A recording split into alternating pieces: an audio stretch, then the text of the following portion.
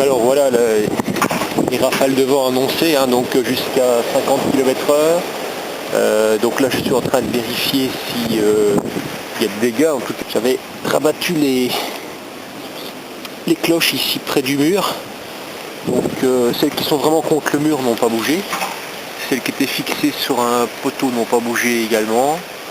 Et donc voilà, j'en ai profité hier soir pour retendre les tendeurs, retendre les bâches et donc mettre des points d'ancrage plus résistants. Donc pour l'instant les serres ont l'air de tenir le choc, sauf que comme les petites cloches se baladent là, je les ai arrimées avec des troncs. Ça, elles ne bougeront pas parce qu'elles risquent d'être projetées sur les plastiques et de perforer les plastiques.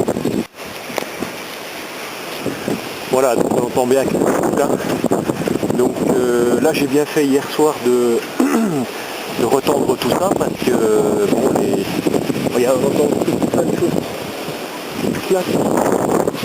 Là j'ai encore repéré une des poubelles qui est partie là-bas. Il y a des poubelles qui s'envolent forcément, enfin elles se déplacent. 50 km/h, il faut se dire que c'est comme quand on met la main à l'extérieur d'une voiture. Quand on roule à 50 km/h, c'est la poussée, on va dire, du vent, de l'atmosphère, donc sur les reliefs, hein, donc sur tous les objets sur la Terre. Donc voilà, il y a une pression quand même, hein, ça fait une pression, ça fait une poussée. Hein, donc voilà, j'ai constaté que les bouteilles qui avaient été arrimées dans le sol, donc elles n'ont pas bougé, elles tiennent bon, hein, donc 50 km/h ça va encore.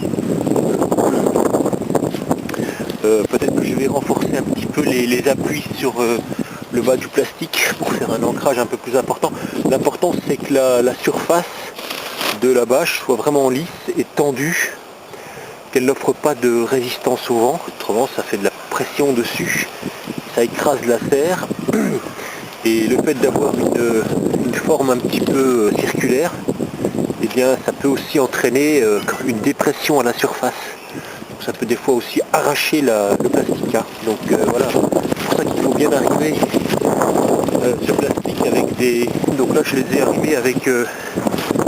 Si j'ai mis d'abord donc un fer, donc un fer de 10, comme le montre Jaco, sauf que j'ai réussi à trouver une astuce pour plier les fers. Donc je les ai enfoncés en oblique. Ça va servir pour arrimer le premier arceau. Ensuite, avant d'enfoncer complètement le piquet dans le sol, eh bien j'ai passé la bâche par en dessous.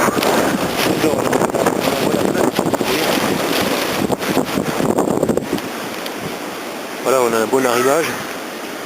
Je vais encore mettre quelques petits rondins, des demi-rondins ici, des bûches, pour bien attirer le plastique à la base, pour pas que l'air s'infiltre par en dessous en fait. Donc ça c'est important.